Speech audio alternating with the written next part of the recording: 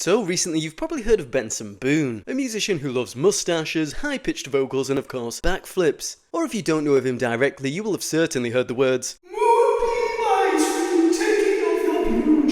Benson Boone is a 23-year-old musician who, after a brief stint on American Idol in 2021, then began to gain a lot of popularity on TikTok, alongside his huge hit Beautiful Things turning him into a global success in the eyes of many, alongside huge things like headlining Coachella. Yet is Benson Boone really the next big deal or just a TikTok trend? As it seems a lot of people feel quite divided on him, even despite his huge success, with a lot of people criticising his sound bordering on just basic hate. Which to me is interesting, as really I thought his general music was pretty decent, and of course he's Brian May certified. And Benson isn't one to ignore the hate either, regularly addressing the hate he gets through TikTok and also his music videos stating how it's impossible for him to write good songs, or just stop the hate for a day as it's his birthday and everyone can go back to it tomorrow, seemingly taking all the criticism in a good stride with a healthy sense of humour. Yet why does he get quite so much music abuse coming his way recently? Well, it seems to be down to a fair few factors, such as listeners stating he has a perceived lack of authenticity and pretty generic songwriting. I mean, that would blast me out the water. Some critics also feel that Boone's persona and music are manufactured in a very much pop fashion sense, and there is a lack of genuine connection with his audience, and that his lyrics or musical style are unoriginal and appealing to a broad audience with little to no substance. And to top it off, he simply has an annoying voice. I mean, those are pretty strong and rather harsh words for a man with a very great mustache and a fantastic capability to backflip on command, in my opinion. Truth though, I think the main reason I see getting thrown around and the most realistic outcome is due to massive overexposure, especially when it comes to his song Beautiful Things, or as many of you may know it as, the song that goes "Please stay." My apologies for that. Now, Boone's first album, I actually really liked it, and there was some decent stuff on there, and it carried me along pretty neatly, especially with that image of him in roller skates, which I thought was obscure but pretty cool. As on there with regards to an album that is in the public eye, it sits comfortably amongst some pretty good quality music coming through the mainstream at the current time. As a self-professed grumpy indie fanboy who once hated mainstream music, trust me, times have changed since the 2010s, and a lot of artists who are considered pop-centered produce better work by far than 10 or so years ago in a general case, and Benson Boone to me is one of those people. However, with that being said, I agree when I see how something is extremely popular and played on repeat, and the highs of Beautiful Things, for example, require some pretty stretched out vocal notes. It can be overly aggressive in an annoying way, in comparison to some different songs like Espresso by Sabrina Carpenter, that whilst are also very good for mainstream pop songs and played a lot, Espresso is a very digestible song and inoffensive when it comes to overplaying it. Now, don't get me wrong, I'm not saying Beautiful Things is some sort of masterpiece that needs to be respected and defended to the highest extent, but it certainly isn't a bad song in the slightest either. However, when we come to his more recent releases, I feel maybe the acceptance level for saying they are a bit more generic comes into play far more often. And whilst I'm enjoying all the Moonbeam ice cream memes, the first time I heard Mystical Magical I thought two things. This sounds a lot like that song Physical from many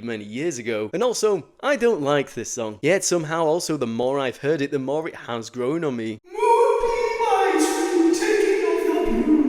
I think overall Benson Boone is insanely popular at this current moment, and with any levels of fame, there comes an overwhelming amount of criticism in Benson's case, and sometimes slightly unwarranted hate. But the truth is, I'd argue his music overall is good for mainstream consumption. It's just very overplayed, and that gets on everyone's nerves with regards to a lot of songs unless they are highly digestible. And Benson himself takes a lot of the criticism and well unwarranted hate in his stride, and only makes me like him probably even more. Yet now I would argue he's kind of gone to that overly digestible music that is arguing that it might sound too generic at times, and maybe it's an overcompensation for his first album that was that more in-depth emotional push-out that a lot of people felt they couldn't listen to every day. So now he's gone the Harry Styles music for a sushi restaurant, watermelon sugar, spouting out whatever you can say to a groovy hip-hop tune. So in the meantime, be sure to keep your blue jeans on whilst you eat your Moonbeam ice cream, and maybe relax a little, take a day off, and then carry on complaining, as is tradition. We'll have to see what holds in Benson Boone's future, as I think if he can find a middle ground between his first album and his second releases right now, then we're in for a real treat of something that would not only be great for mainstream pop, but would also be highly digestible and easy to listen to all the time, alongside many more days of seeing his mustache and him doing hugely insane backflips for absolutely no reason. In the meantime, let me know what you think of Benson Boone if you're a hater, or someone who thinks he gets given a bit too much of a hard time. Yet as always, take care out there, and I'll see you on the next one. Ta-ra for now.